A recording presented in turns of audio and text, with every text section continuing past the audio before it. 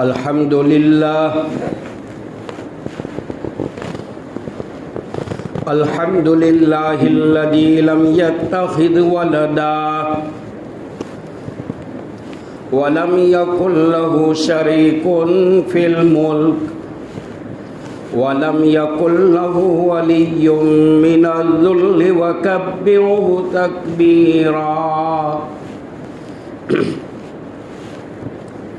أما بعد قال الله تبارك وتعالى أعوذ بالله من الشيطان الرجيم بسم الله الرحمن الرحيم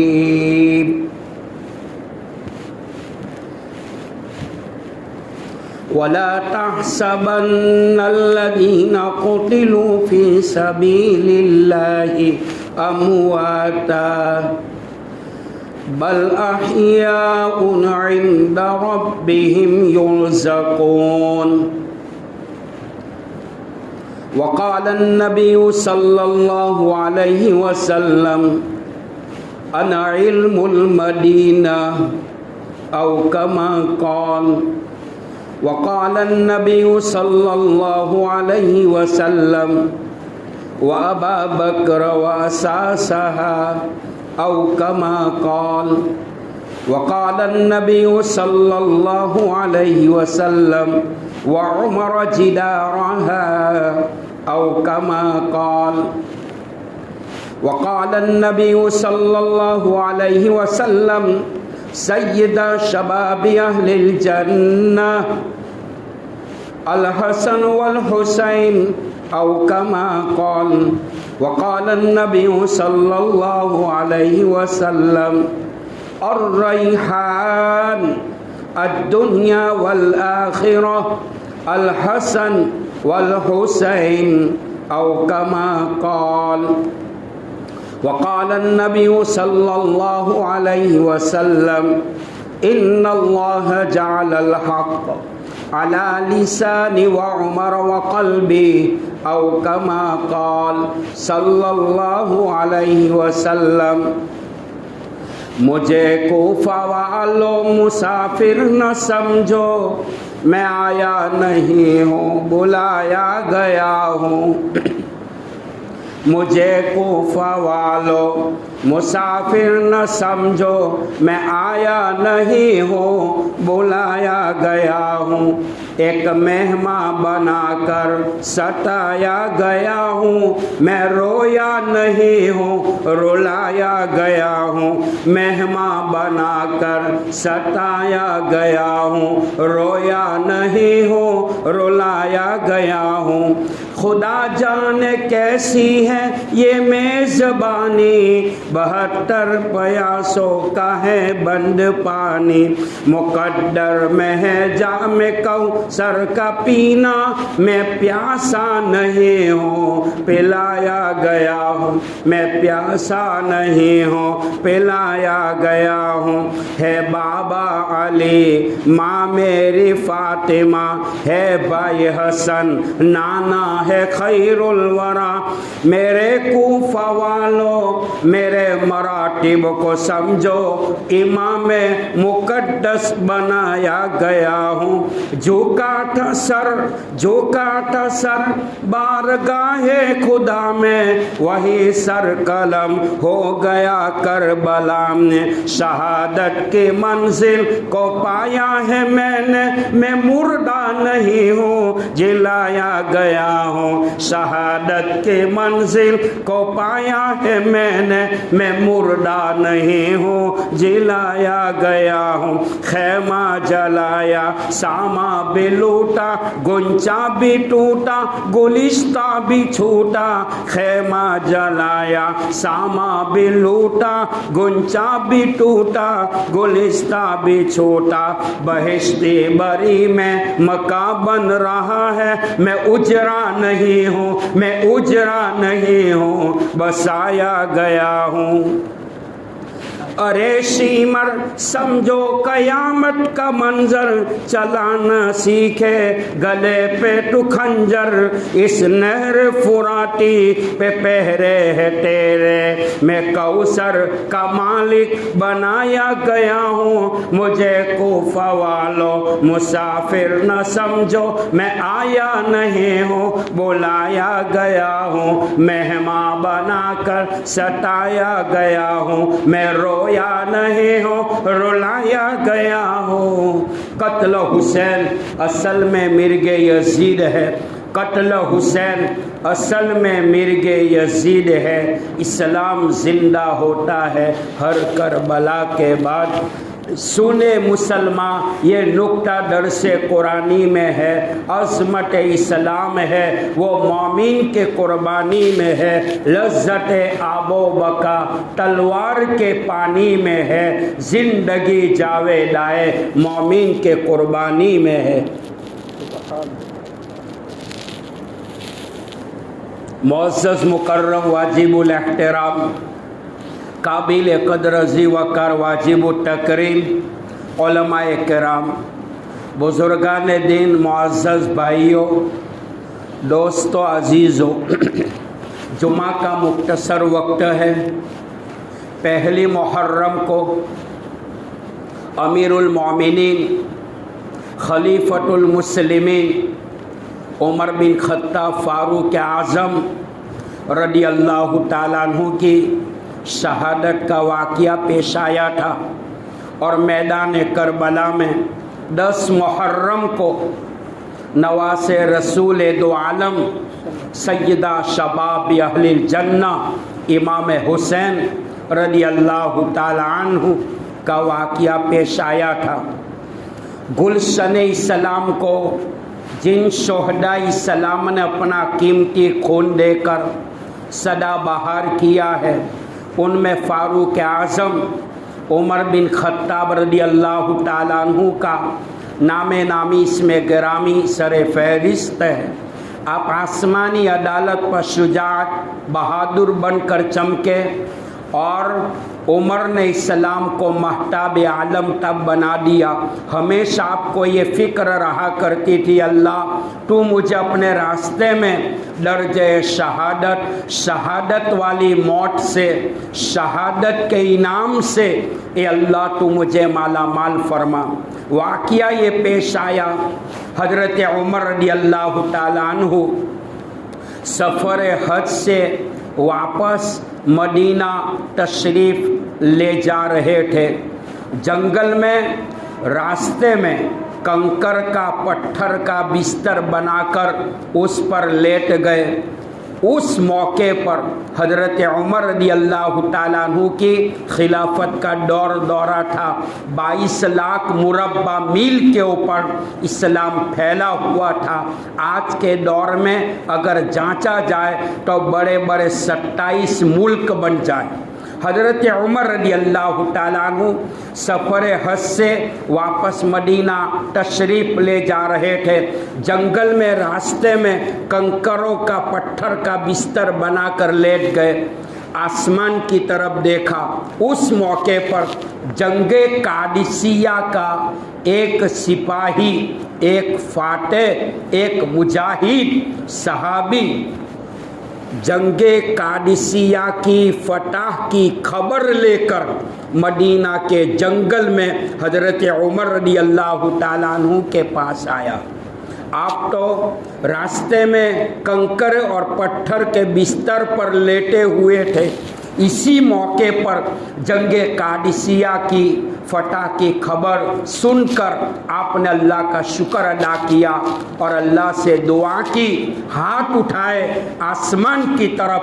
حضرت عمر کی یہ دعا فرش سے اٹھی ہے، عرش پر پہنچی، آسمانوں کو چیرتی ہوئی، اللہ کے عرش کو ہلاتی ہوئی، اللہ کے دربار میں قابل قبول ہوئی۔ حضرت عمر نے مدینہ کے جنگل میں جو دعا دعا کی تھی، آپ کی دعاؤں کے چند الفاظ جو کتابوں میں ملتے ہیں، جس کو امام بخاری رحمۃ اللہ علیہ نے کتاب المغازی میں بیان کیا ہے۔ حضرت عمر فرماتے ہیں، اے اللہ میں تیرا ناتوا عاجز بندہ ہوں، مسکین بندہ ہوں، فقیر بندہ ہوں، تیرے نبی کا صحابی ہوں، ادنا صحابی ہوں۔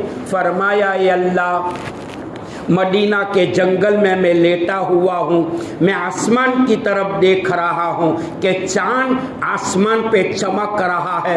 چاند کبھی پورب کی طرح، کبھی پچھم کی طرح، کبھی اتر کی طرح، کبھی دکن کی طرح گھوم رہا ہے۔ اے اللہ یہ چاند جیسے گھوم رہا ہے، ایسے ہی عمر کو بھی مختلف گھاٹیوں سے، مختلف ادوارات سے، مختلف مراحل اور منازل سے مجھے بھی دنیا میں گزرنا پڑا ہے۔ اے اللہ میں دعا کرتا ہوں، اب بارے خلافت کا، خلافت کے بوجھ کے اٹھانے کا میں متحمل نہیں رہا۔ اے اللہ میرے قوا اب کمزور ہو گئے، میری آنکھوں کی روشنی کمزور ہو گئی، ہاتھ پیر کی طاقتوں نے جواب دے دیا ہے۔ اے اللہ میں تیرے دربار میں مدینہ کے جنگل میں پتھر کے بستر پر تیری ذات کو للکارتا ہوں کہ اللہ اب میں بارے خلافت کے بوجھ کے اٹھانے کا متحمل نہیں رہا۔ میں دعا کرتا ہوں کہ اللہ اب وقت آ چکا ہے،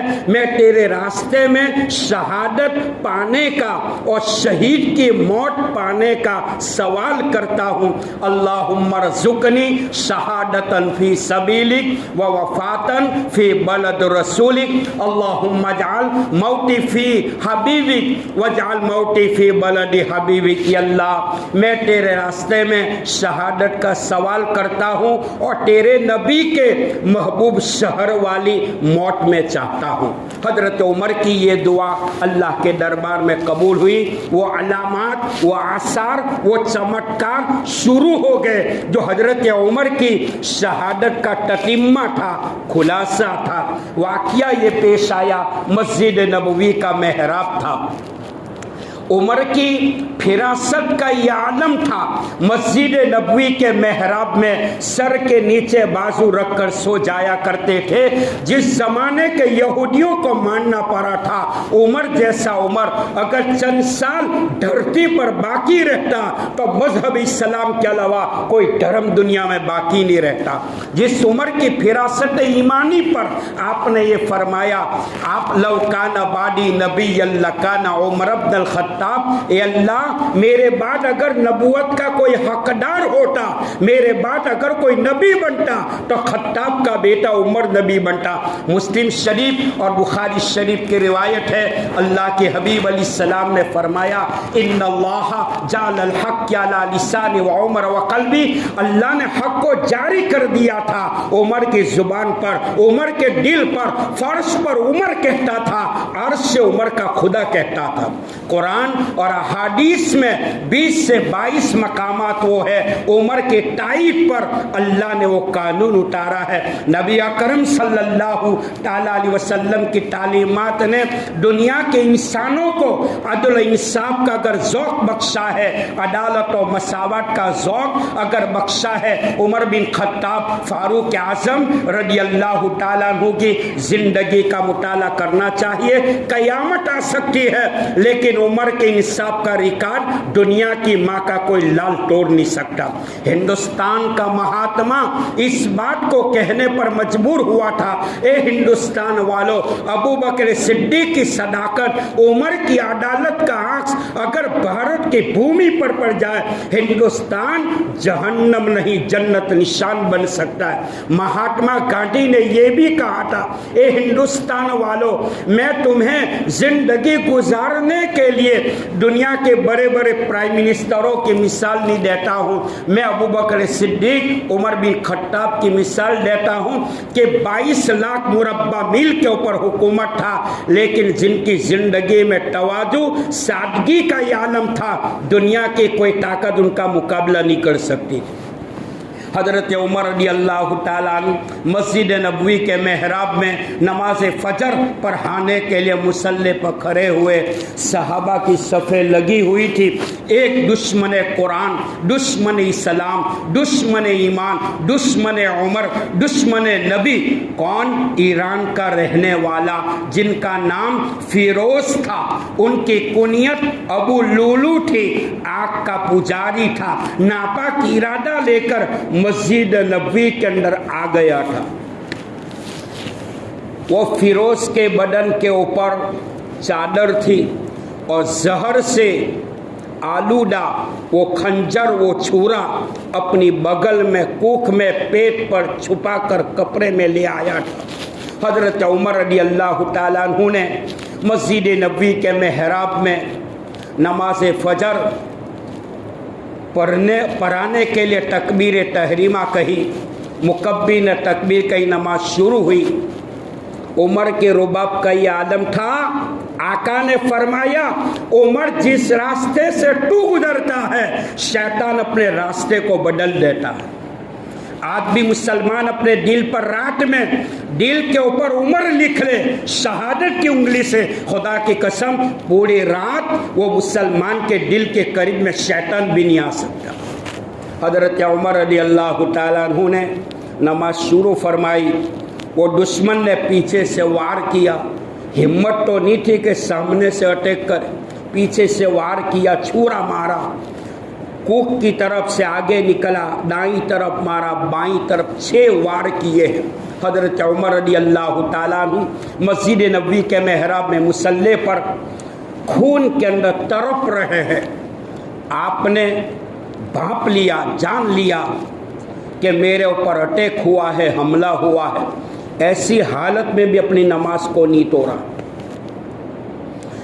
پیچھے سے عبد الرحمن بن عوف کا بازو پکڑا اور مصلی پر کھڑا کیا، اشارہ کیا. عبد الرحمن، عمر کی جان چلی جائے پرواہ نہ کرنا، لیکن میرے اللہ کی نماز نہ جائے. نماز فجر پوری ہوئی.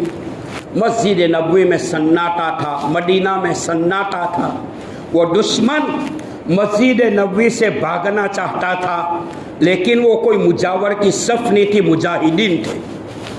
6 صحابہ کو اور بھی شہید کیا، 60 صحابہ اور بھی زخمی ہوئے. وہ دشمن نے جان لیا کہ بھاگنے کا کوئی امکان نہیں ہے، یہ لوگ میری گوشت کی بوٹی کے ٹکڑے کریں گے. اس نے بذات خود اپنا چھرا اپنے ہاتھ سے اپنے پیٹ میں مارا ہے، ہارڈ کے اوپر مارا. اسی وقت مسجد نبوی میں واصل جہنم ہو چکا.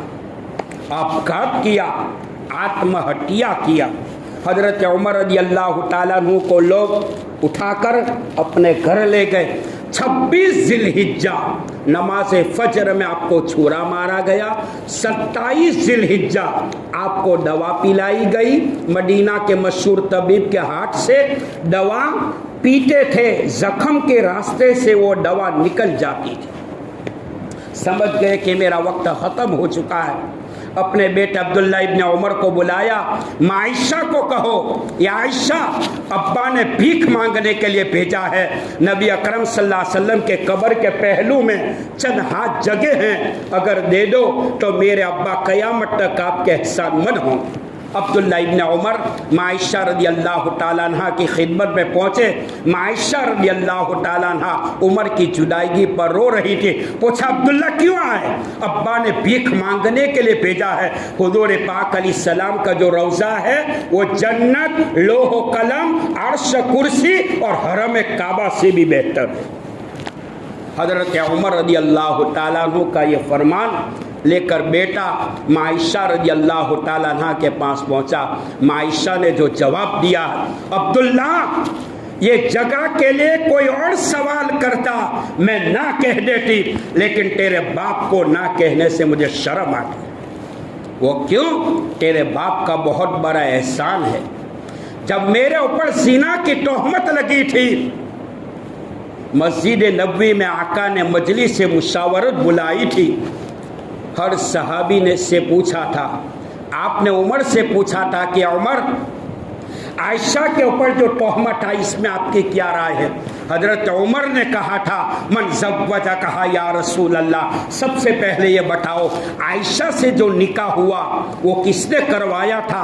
آپ نے شہادت کی انگلیاں آسمان کی طرف اٹھائی. عمر عائشہ سے نکاح خدا کے اشارے پر ہوا تھا. حضرت عمر فرماتے ہیں یا رسول اللہ خدا پاک ہے تو خدا آپ کو ناپاک بیوی دے نہیں سکتا. جبرائیل علیہ قرآن کی آیت لے کر آئے. یہ احسان کا بدلہ عائشہ رضی اللہ تعالیٰ عنہ نے چکا دیا. بہرحال حضرت عمر رضی اللہ تعالیٰ عنہ کی شہادت کا واقعہ پہلی محرم کو جو مدینہ منورہ کے یونیورسٹی کے پہلے طالب علم تھے، خون میں نہا کر بھی جس نے نماز کو نہیں چھوڑا اور میدان کربلا میں تڑپتی ریت پر یزیدیوں کے سامنے حق کے مقابلے میں باطل طاقتوں کو مٹانے کے لیے چلے ہیں، 72 سپاہیوں کا قافلہ لے کر چلے ہیں، خون میں نہا کر کے دنیا کو یہ سبق دیا نہ مسجد میں نہ مندر میں نہ بیت اللہ کے دیواروں کے سائے میں نماز عشق ادا ہوتی ہے تو تلواروں کے سائے. حضرت عمر کی شہادت ہوئی. مدینہ منورہ کے فقراء روئے، مساکین روئے، بیوہ روئی، مسکین روئے، ایمان والا رویا، مدینہ کی دیواریں روئی. اب کون ہے جو ہماری خبر گیری کرے گا؟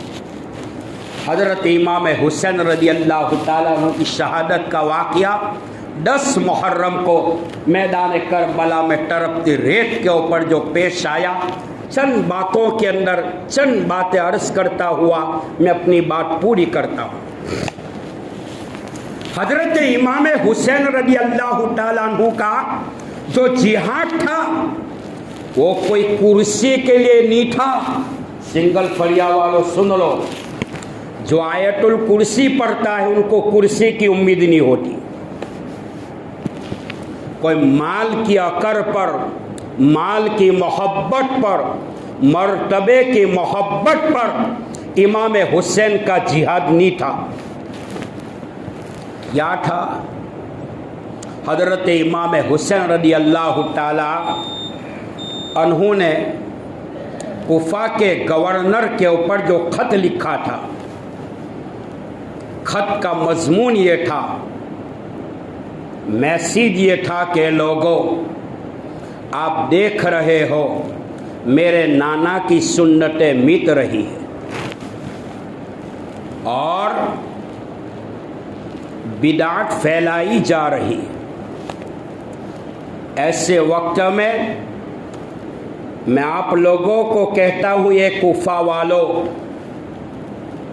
کتاب اللہ سنت رسول اللہ کی حفاظت کرو اور شریعت کے جو احکامات ہیں ان کی تنفیذ کے لیے کوشش کرو، عدل و انصاف کو قائم کرو، ظلم و ستم کی بنیادوں کو توڑ دو.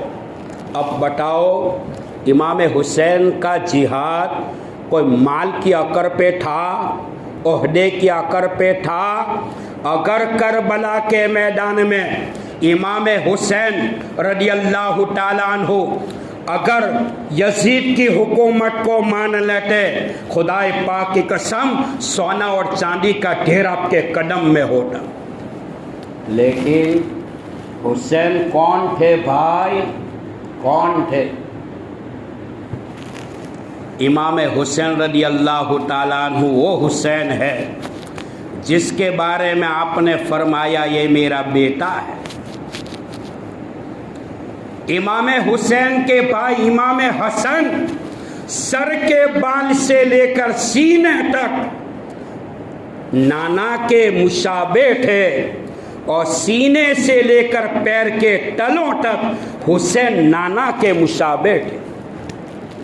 یہ وہ حسین تھے جس کے ہونٹھ مبارک کے اوپر آقا بوسہ دیتے، آپ کے رخساروں کو چومتے تھے. حسین کی زبان مبارکہ آقا اپنے منہ میں رکھتے تھے اور چومتے اور چوستے تھے. امام حسین امام حسن کی محبت کا یہ عالم تھا. ہمارے آقا جب نماز پڑھتے تھے سجدے میں کمر اور کوک کے اوپر بیٹھ جاتے. نواسوں کی محبت کا یہ عالم تھا. آقا اپنا سر نہیں اٹھاتے تھے جب تک کہ حسن حسین کمر سے نہیں اترتے تھے. منبر کے اوپر بیٹھتے تھے, حسن حسین آ کر بیٹھ جاتے تھے. کہیں تو آقا اپنے سینے پر بٹھاتے تھے, گود میں بٹھاتے تھے. یہی وہ امام حسین رضی اللہ تعالیٰ عنہ 72 سپاہیوں کا قافلہ لے کر میدان کربلا میں چلے ہیں. مدینہ سے نکلے مکہ مکرمہ, مکہ مکرمہ سے چلے کوفہ.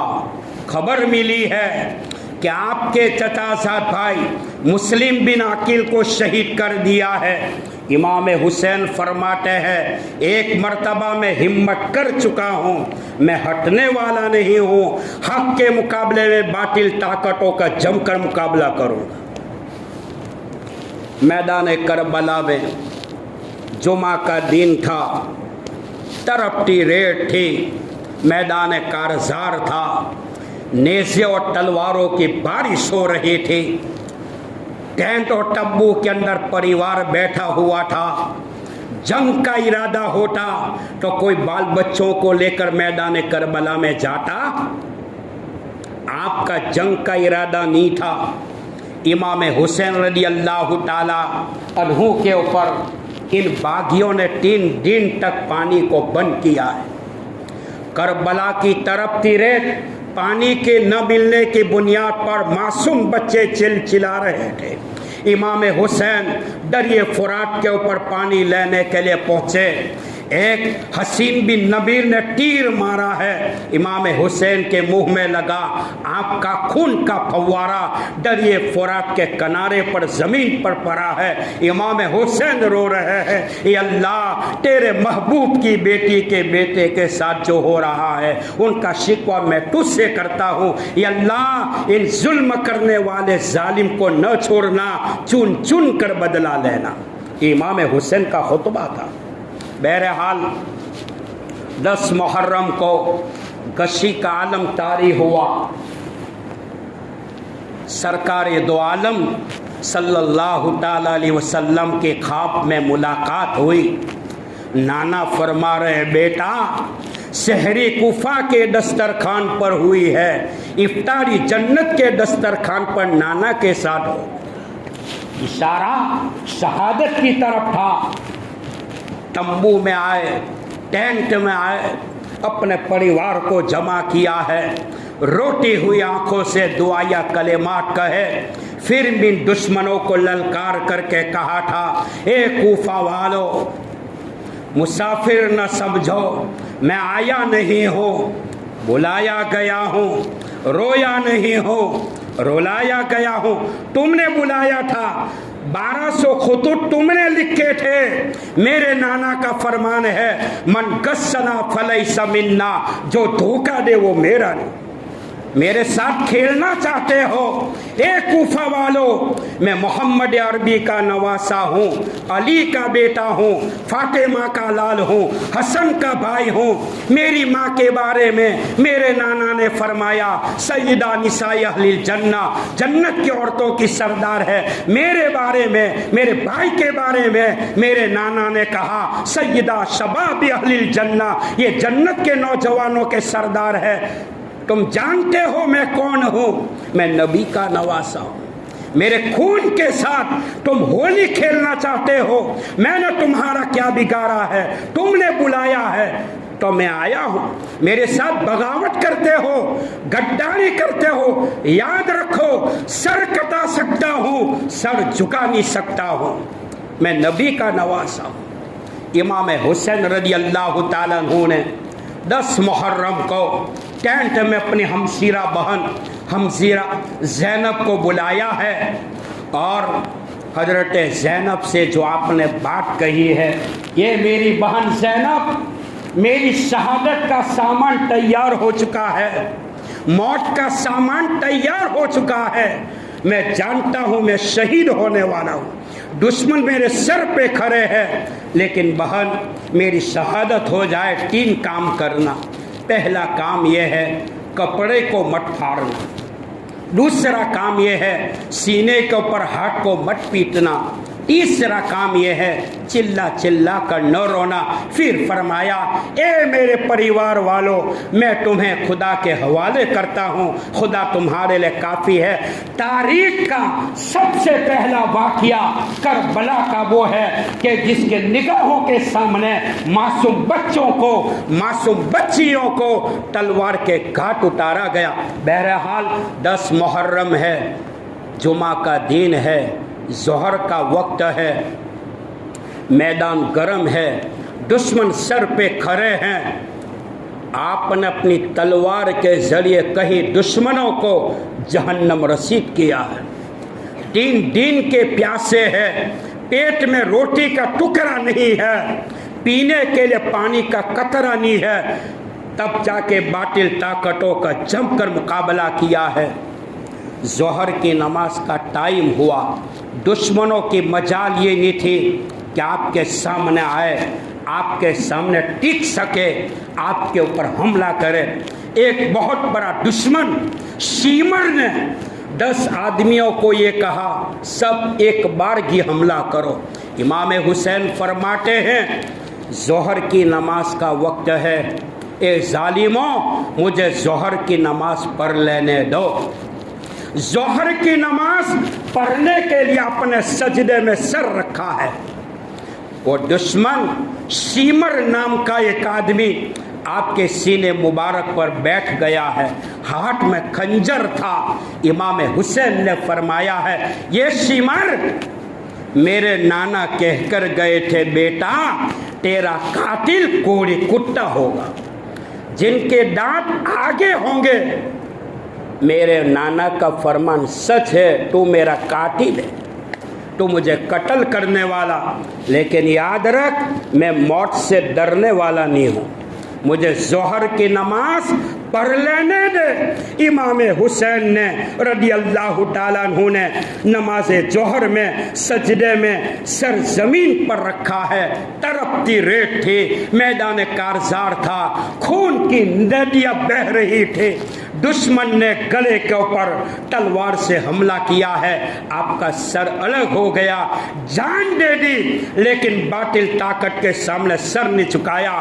دنیا کو کہہ کر یہ گئے نہ مسجد میں، نہ مندر میں، نہ بیت اللہ کے دیواروں کے سائے میں نماز عشق ادا ہوتی ہے، تلواروں کے سائے میں۔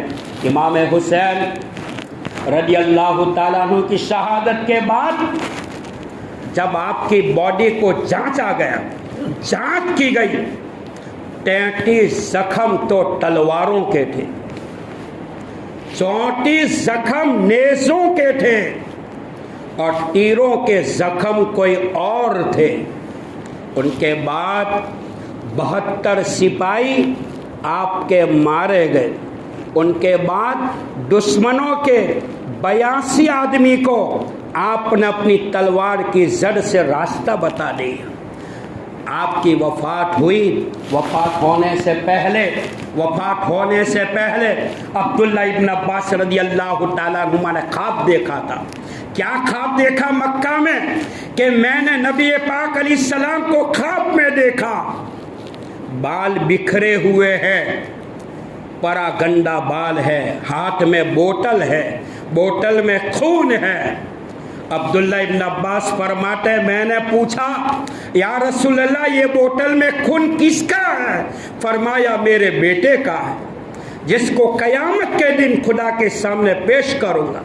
ام سلمہ رضی اللہ تعالی عنہا فرماتی ہے امام حسین کی شہادت پر دیواریں روئی ہے، جنات روئے ہیں، انسان روئے ہیں، فرشتے روئے ہیں، آسمان رویا ہے، آسمان کا طبقات رویا ہے، زمین روئی ہے، زمین کے طبقات روئے ہیں، یہاں تک اللہ کا عرش بھی رویا ہے۔ 2 مہینے تک فضا کا یہ عالم تھا. صبح میں جب سورج نکلتا تھا، دھوپ جب دیواروں پر گرتی تھی، لگتا تھا ایسا کسی نے دیواروں کے اوپر خون لپیٹ دیا ہو. بہرحال یہ واقعہ کی چند کریاں ہے. اللہ عمل کی توفیق عطا فرمائے.